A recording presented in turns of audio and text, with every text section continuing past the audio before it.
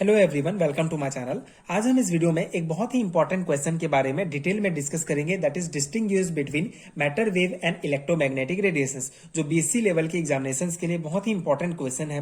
2 और 3 मार्क्स के क्वेश्चंस में पूछे जाते हैं। सो इस पर्टिकुलर वीडियो में हम इसका बेसिक समझेंगे, उसके बाद इनमें जो मूलभूत अंतर है उसको हम डिटेल में देखेंगे।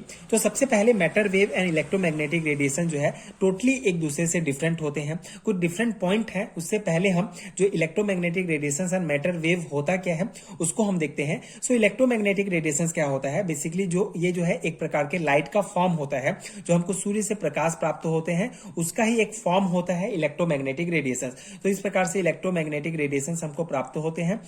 जो वेव होते हैं एक प्रकार का तरंग होता है ये। इसी प्रकार मैटर वेव क्या होता है, सो डी ब्रॉगली जो सिद्धांत है जो हमने पिछले वीडियो में डिटेल में डिस्कस किया है, उसके अनुसार जो डी ब्रॉगली थे, जो वैज्ञानिक थे, उन्होंने एक सिद्धांत दिया था। उन्होंने बताया कि जो स्मॉल पार्टिकल्स होते हैं जैसे कि कोई भी इलेक्ट्रॉन्स, ये जो है एक पार्टिकल्स की तरह बिहेव करेंगे एंड दूसरा जो है वेव की तरह बिहेव करेंगे। तो ये जो पार्टिकल्स है, जो भी मैटर है, एक पार्टिकल्स की तरह बिहेव करेगा एंड एक जो है वेव की तरह बिहेव करेगा। तो ये जो पार्टिकल्स होगा, जो मैटर होगा, जो वेव की तरह बिहेव करेगा, उसी को ही मैटर वेव कहा जाता है। मतलब डी ब्रॉगली ने ही ये सिद्धांत दिया था कि कोई भी मैटर जो होता है एक तो मैटर की भांति होगा एंड दूसरा जो है वेव तरंग की भांति भी कार्य करेगा। तो उसी गुण को ही मैटर वेव कहा जाता है।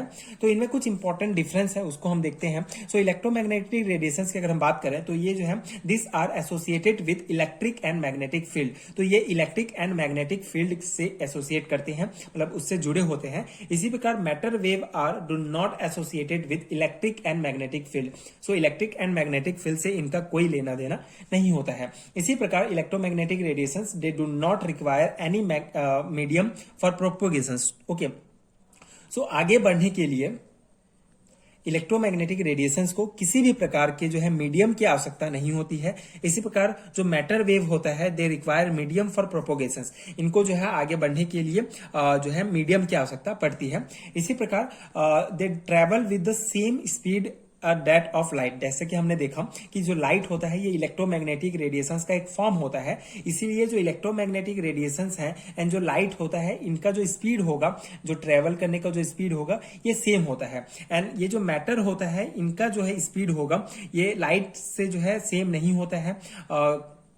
They travel with lower speed, मतलब उसके लो स्पीड से जो है ये ट्रेवल कर सकते हैं, लेकिन ट्रेवल करते हैं, लेकिन सभी मेटल वेव के लिए जो है ये कांस्टेंट नहीं होता है। So they travel with the lower speed, lights के लोअर स्पीड में करते हैं, लेकिन जो है सभी जो मैटर वेव होते हैं उनका अलग अलग जो है स्पीड होता है।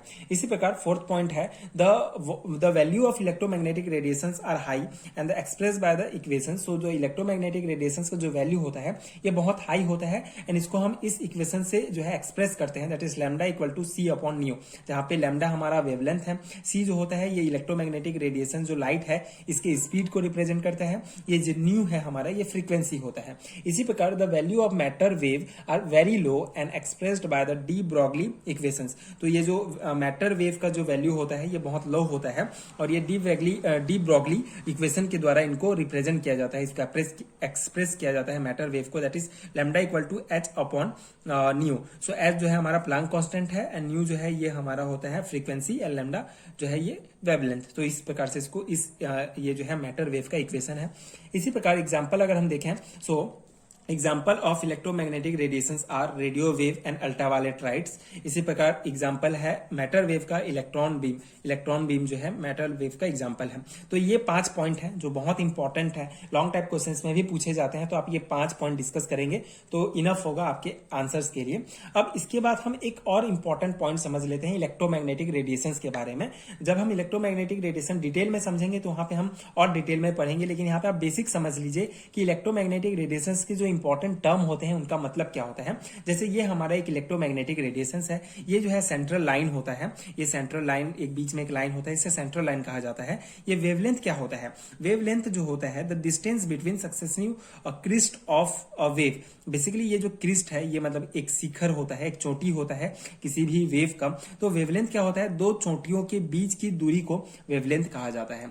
इसी प्रकार फ्रीक्वेंसी किसे कहा जाता है, फ्रीक्वेंसी जो है वेव साइकिल, मतलब एक साइकिल साइकिल, ये हो गया हमारा, ये जो है एक साइकिल, ये इसको वेव साइकिल कहा जाता है। सो एक पर्टिकुलर टाइम है, जैसे आपको कहा कि एक सेकंड में ये जो है, ये जो इलेक्ट्रोमैग्नेटिक रेडिएशन से कितने बार इस प्रकार से वेव बनाएगा, तो इसी को फ्रीक्वेंसी कहा जाता है। मतलब कि wave cycle passing a given point in a given period of time. Okay, एक पीरियड टाइम में कितने बार पास होता है, उसी को फ्रीक्वेंसी कहा जाता है। इसी प्रकार एम्पलीट्यूड किसे कहा जाता है, ये आप देखेंगे, ये क्रिस्ट है, क्रिस्ट एंड जो ये हमारा जो पॉइंट होता है वेव का, वेव का जो मिड पॉइंट होगा एंड ये जो क्रिस्ट होगा, दोनों के बीच की जो दूरी होगी, जो लेंथ होगा, उसको एम्पलीट्यूड कहा जाता है। इस क्रिस्ट एंड ये जो ये क्रिस्ट एंड ये जो हमारा मिड जो वेव होगा, मिड पॉइंट होगा वेव का, उसकी जो लंबाई को एम्पलीट्यूड कहा जाता है। तो इस प्रकार से कुछ पॉइंट्स हैं जिसको आपको याद रखना है। वेव नंबर किसे कहा जाता है, ये कितना नंबर, ये इसको एक नंबर काउंट किया जाएगा, इसको दूसरा, तीसरा, इस प्रकार से इसको कितने बार जो है ये हमारा वेव जो है इस प्रकार से जो है शिखर बनाता है एंड नीचे आता है, उसको ही वेव नंबर कहा जाता है। तो ये कुछ पॉइंट्स हैं जो आपको इलेक्ट्रोमैग्नेटिक रेडिएशन से रिलेटेड याद रखने हैं। सो ये है इंपॉर्टेंट, आई होप आपको समझ में आया होगा। ये बहुत इंपॉर्टेंट है एमएससी एंड बीएससी लेवल के एग्जामिनेशन के लिए, इवन 11th-12th के एग्जामिनेशन में भी पूछे जाते हैं। सो आई होप आपको समझ में आया होगा एंड ये नोट्स आपके एग्जाम प्रिपरेशन के लिए हेल्पफुल हुए होंगे।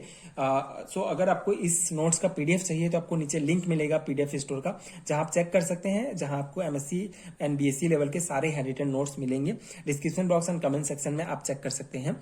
सो आई होप ये वीडियो हेल्पफुल रहा होगा। आगे के वीडियोस देखने के लिए प्लीज चैनल के साथ जुड़े रहिए, प्लीज सपोर्ट कीजिए, like share and subscribe to my channel and thank you so much for watching.